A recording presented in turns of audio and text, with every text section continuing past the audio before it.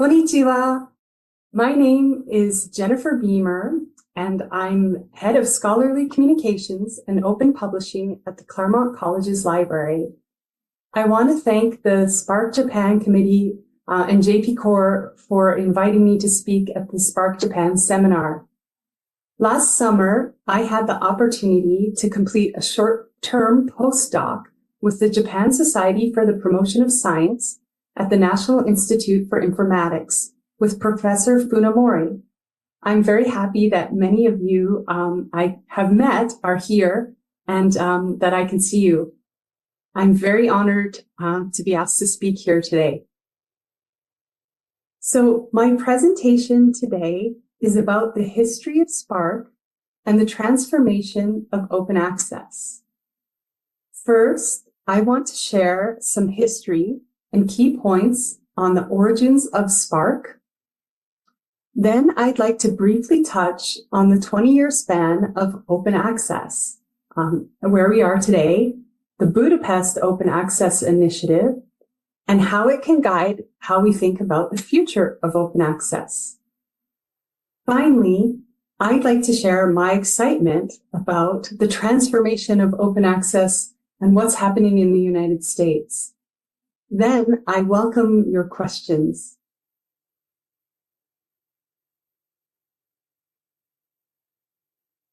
So to begin, I'd like to share a very short history of SPARC and some key points on each of the 4 SPARCs.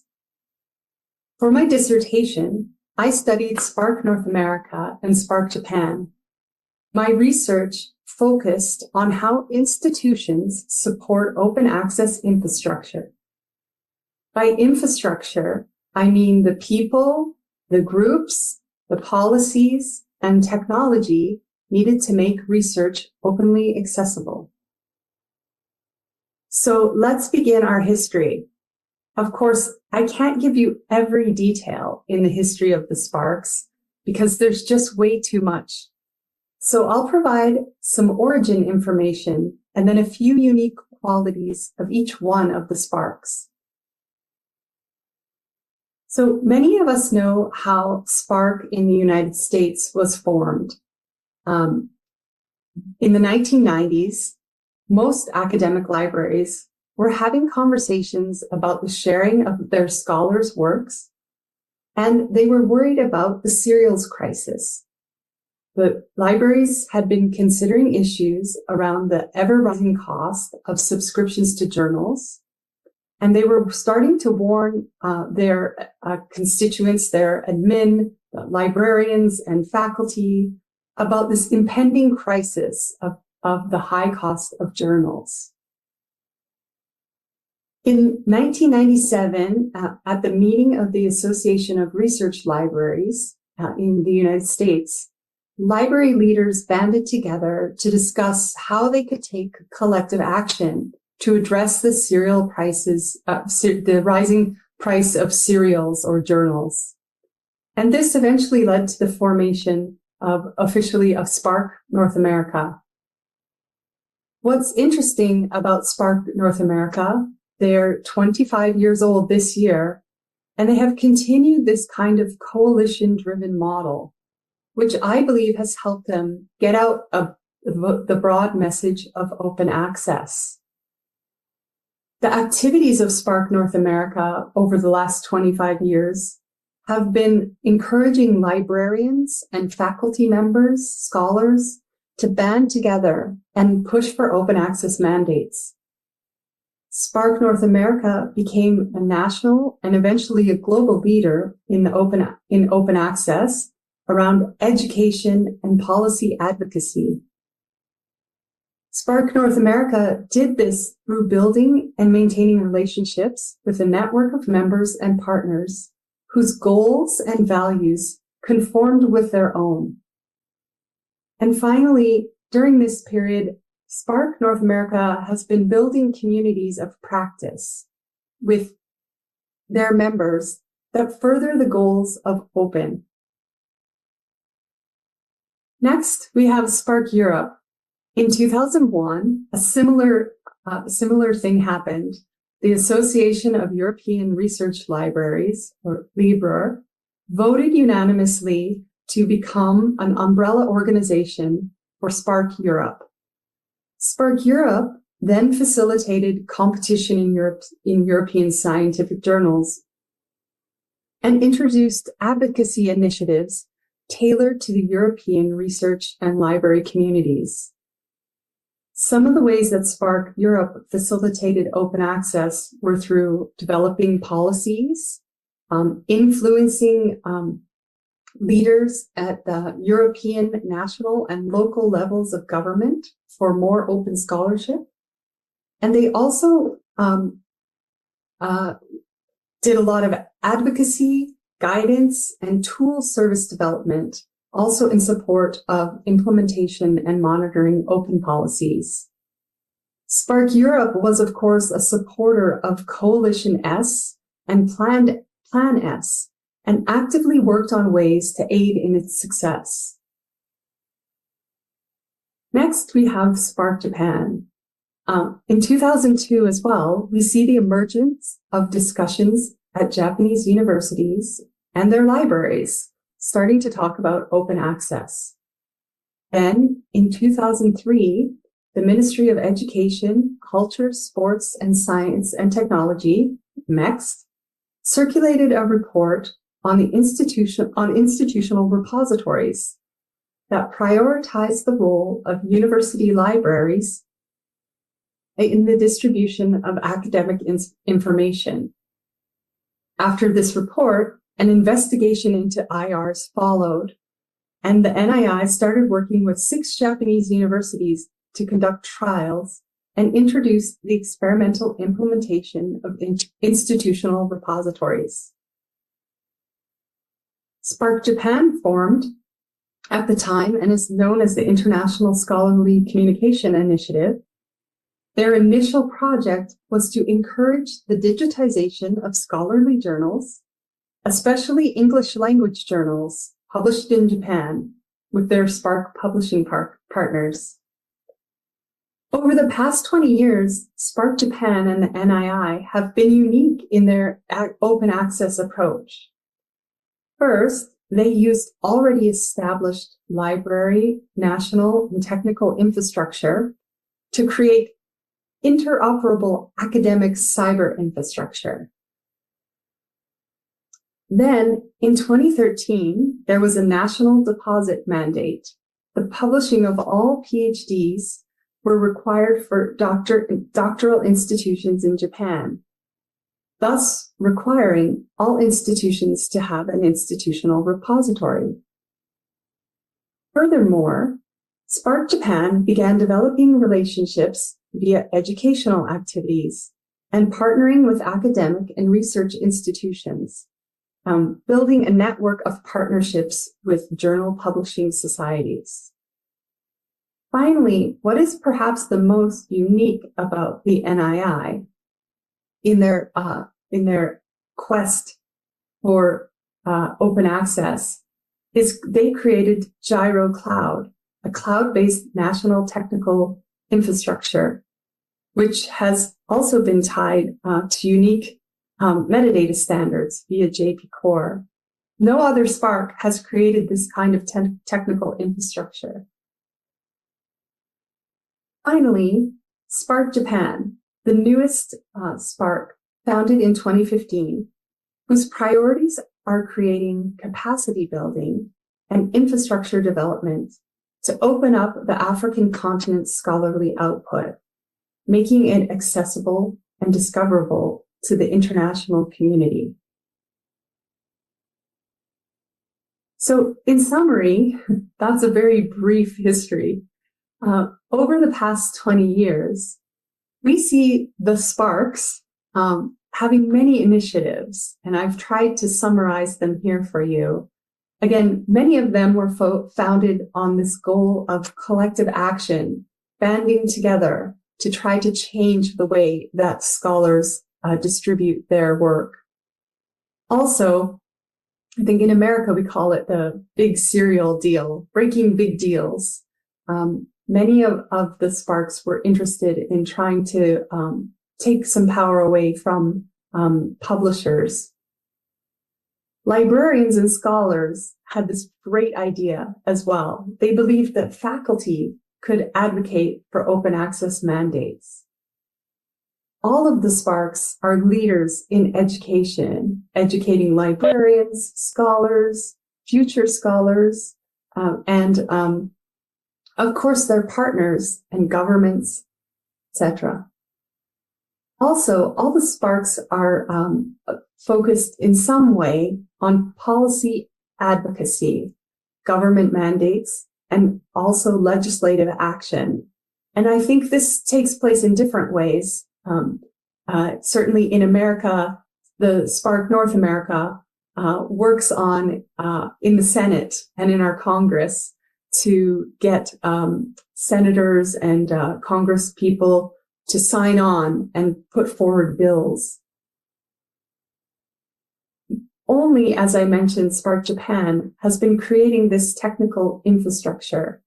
And this is really fascinating. I would love to talk after with someone more about this. Also, creating specific standards and striving for interoperability. I think all SPARCs have partnered with CORE, and all of us are looking forward to a time when everything works together, when faculty or scholars could deposit their article and their data.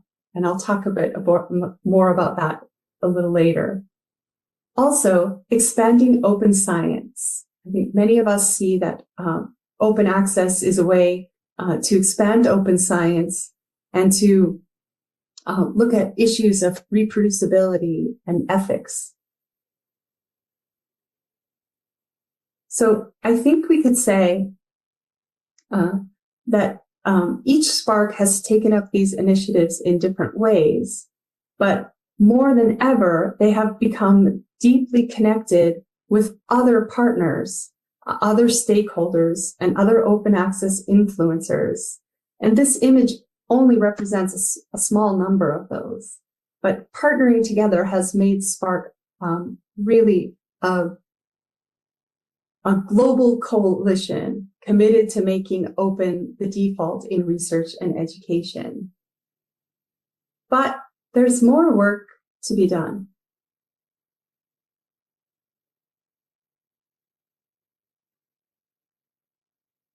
I think to understand where open access is going and if it's actually transforming, I think it's really helpful to think back to 20 years ago, to the Budapest Open Access Initiative, or BOAI. 20 years ago, it was convened with a diverse group of stakeholders, and they launched a worldwide campaign for open access to all new peer-reviewed research.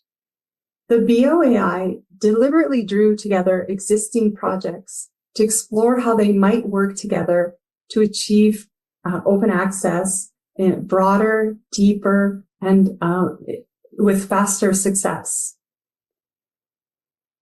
The BOI was really the first to define the term open access, and its definition has become the foundation and frequently cited in the context of open access policies, practices, and laws around the world. Last year, the Budapest Open Access Initiative marked its 20th anniversary on just a few days ago, on February 14th. To celebrate this milestone, the BOAI Steering Committee released new recommendations for the next 10 years based on a series of community consultations. My understanding is those consultations and the steering committee are made up of people in SPARC, at Arcos, all over the world, coming together to refresh the next 10 years. In doing so, they highlighted 4 new recommendations. And these recommendations, I think, can tell us where we're going to go and also create really a hopeful path for open access. The first recommendation is that we host open access research on open infrastructures. This means that our OA texts, our data, our metadata, code, and all other digital research outputs on Open would be hosted by community-controlled infrastructure. This infrastructure would minimize the risk of future access restrictions or control by commercial organizations. 2, they suggested that we reform research assessments and rewards to improve incentives. In some countries, we make research assessment practices for funding, for university hiring, for promotion, for tenure decisions. We use this kind of information for all of those activities. And we need to eliminate the incentives or disincentives for OA and create positive new incentives for OA. Third, they recommended that we favor inclusive publishing and distribution channels that never exclude authors on economic grounds. No one should have to pay an APC. We should move away from APCs. Especially, we need to take advantage of no APC journals and green and diamond OA.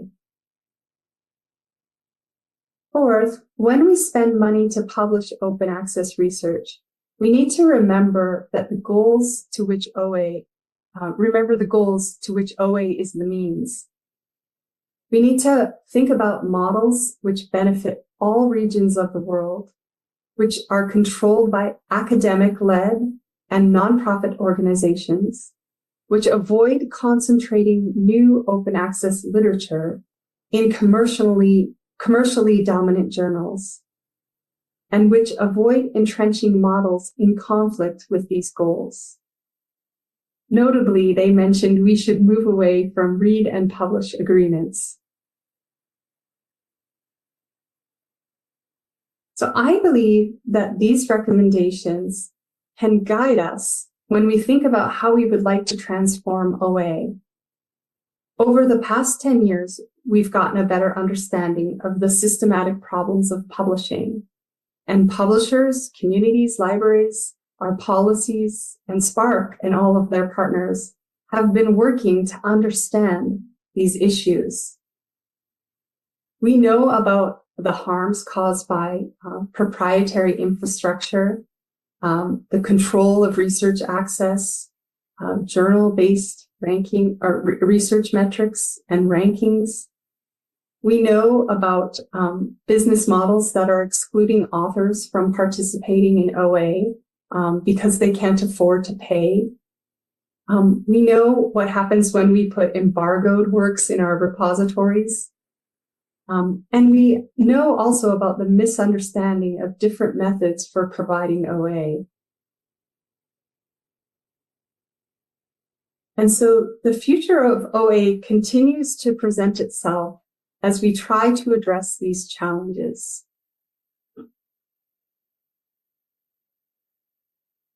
What is very exciting, I think, is as we move towards this idea of transforming open access, we've seen a growth of overall volume of OA literature. We've seen a growth in the number of repositories. We've seen the growth in the number of OA journals. Just head over to the directory of open access journals and you can see how many OA journals there are. We've seen a growth in a number of non-OA journals converting themselves to open access. And we've seen a growth and in the use and acceptance of open access preprints. We've also seen a number of tensions arise as we try to transform this system. These tensions, of course, are occurring around the world, and I would like to share with you about how they're occurring in the United States. So I'll address these next tensions by talking to you about read and publish agreements, mandates, and infrastructure. And I hope that while I talk about these things, I'll really share with you my excitement around the current situation in the United States I have great hopes for the future of open access. In fact, I feel recharged over this last couple months. I can't tell you how these things are really changing day to day and making it very exciting to be a librarian in the open access arena. So first, we are really loving in North America read and publish agreements, and they've become very popular. Of course, read and publish is the combined provision of two services for one cost. So OA publishing and reading access to subscription journals or to all the journals we subscribe to. Publishers have identified read and publish as the most effective and sustainable method of transitioning research content in their journals to open access. More and more, institutions in the United States are signing read and publish agreements. And if you visit any library's webpage and type in read and publish or open access or free open access for our researchers, you'll find lists of these agreements that we've signed. I believe there's a great amount of pressure for signing these agreements. Maybe not coming from librarians, but coming from our institutions, our administration. Publishers are offering these agreements to us at no extra cost. It's inclusive. Some libraries are really excited to sign these read and publish agreements as they see this as another way to get open access for faculty, to enhance their services, and start to train faculty to participate in open access. My personal experience and thoughts are that we need to find ways to not become dependent on read and publish agreements. Presently, small institutions like mine can't afford to buy every read and publish agreement, so we must pick and choose. We do this by looking at how many authors we think last year published in certain packages, agreements, and try to estimate if they will possibly use this read and publish agreement if we buy into it. We're spending a lot of time informing and educating faculty about how they can participate in these agreements. We run workshops. We create research guides for them. We send them instructions on how to choose open when they receive the email that they are going to be published. And our faculty are really excited. They are excited when they find out they can publish at the source of the journal. Unfortunately, for faculty, the process around these agreements are really invisible. Many of us work behind the scenes to create all of this education. We also are the ones who approve via the rights portals, approve these agreements. But faculty really don't have a concept of what is happening. It's all hidden to them. They believe that we are paying for this, but really we're not. So when we don't have an agreement that a faculty wants, when they look up the list on our webpage and they see that we don't have the journals they are publishing in, they become really disappointed. And then what we must do is position our institutional repository as a second choice to having that article at the journal source. Some faculty will choose the repository, but some will also say, no, I want it at the source of the journal. And for many United States institutions that don't have institutional repositories, this model of read and publish is a really great option. I worry that in the future, faculty will start to expect these agreements and in a way become attached or hooked on them. And then one day, publishers will change the cost and arrangements of read and publish, and we will no longer have access. Or we will be in the same situation as with our big deals. We won't be able to break our agreement. So I'm not so sure if I'm really excited about these, but I think our faculty are starting to learn what open access is based on making a choice. I would like to proceed in my heart as the BOAI does in moving us away from read and publish agreements.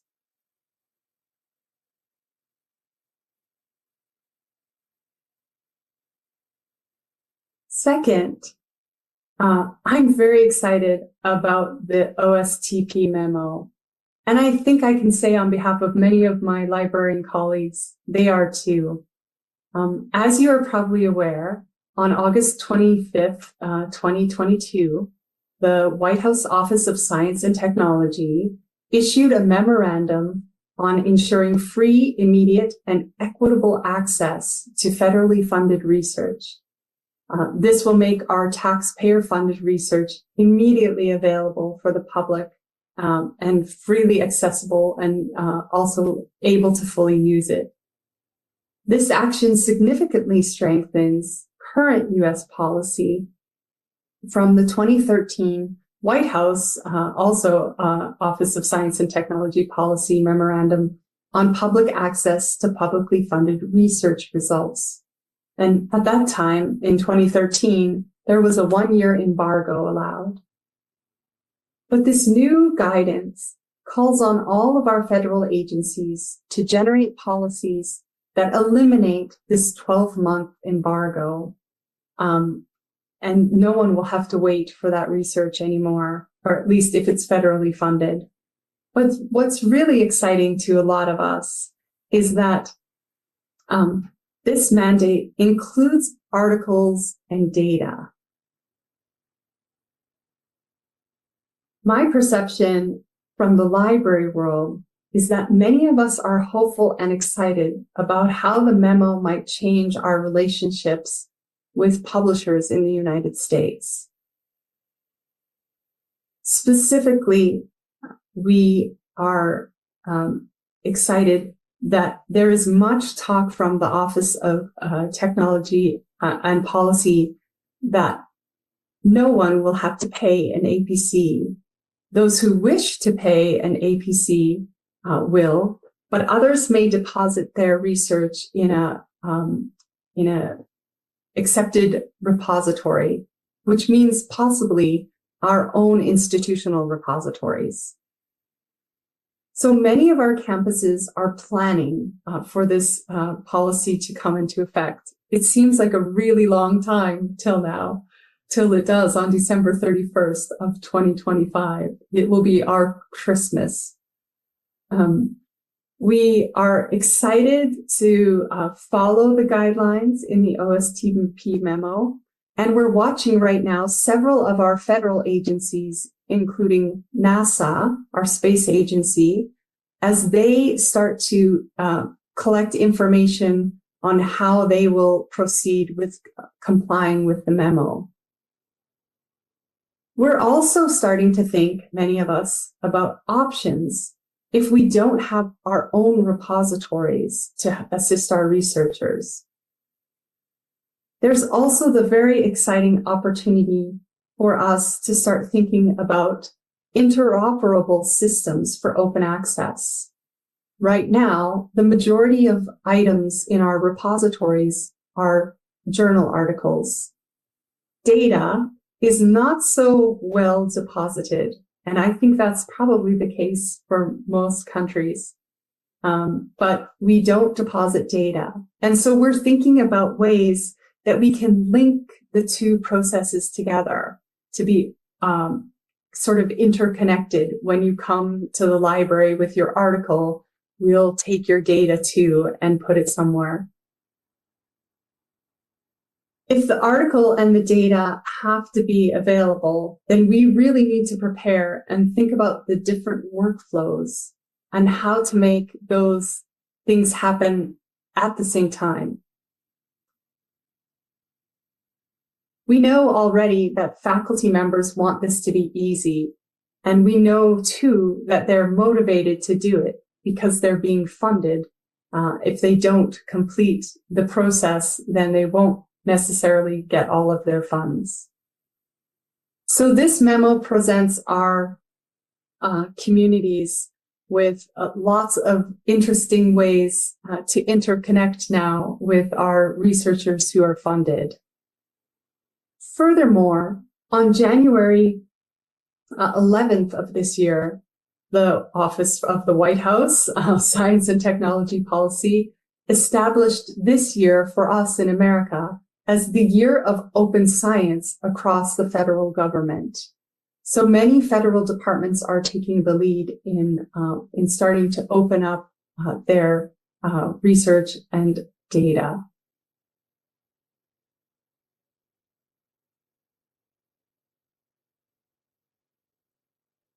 Finally, I'm very excited about this. I'm sure you could guess from my earlier discussion about Japan's gyro cloud, which I have been a fan of for many years. In the United States, we're starting to talk about institutional repository infrastructure. And I think for now, it's much a dream. But the U.S. Repository Network is an initiative of SPARC North America with support from the Confederation of Open Access Repositories, CORE, as part of its Modernizing the Global Repository Network initiative. CORE identified the need for assistance in breaking down institutional silos and developing a more cohesive approach and greater collaboration around repositories in the United States. Currently, our repositories are not networked together. They sit individually within our institutions, or we purchase them as they are hosted through various vendors. So SPARC this last year hired a visiting program officer and engaged an expert group of library repository professionals, as well as consulted the broader repository community to develop a strategic vision for U.S. repositories. We've never done this before, so it's very exciting. The strategic vision and its complementary foundational characteristics will guide the repository network's action plan. And there's also a steering committee composed of library leaders and repository managers. I believe this action plan will advance the vision and ensure the ongoing engagement and sustainability of the network. And to fulfill the vision, the following objectives are outlined here on the slide. Provide a national voice for the distributed network of U.S. repositories, advocate for the role of us to be all interconnected, distributed network in our national research infrastructure, further strengthen the distributed network of repositories, and to collaborate with policymakers and funders to transform research communications. In this context, U.S. repositories refers to all open access repositories based in the United States, regardless of content, host, or platform. That is, repositories containing articles, data, grade literature, and emerging forms of scholarship, repositories hosted by higher education institutions, research centers, or other nonprofit organizations, and repositories using either open source or vendor platforms are also considered to be part of this network.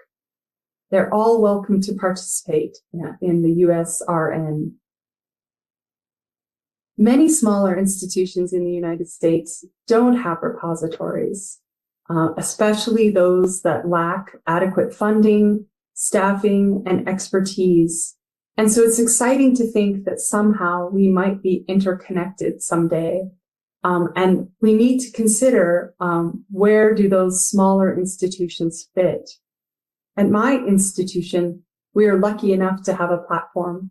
In fact, tomorrow, we're celebrating 10 years of using our institutional repository. But unfortunately, our repository is owned by a vendor. And so my goal in the next few years before the memo takes place is to have our own DSpace. I love DSpace. So there is hope. And as I mentioned, I'm very excited about the future of open access in the United States and globally.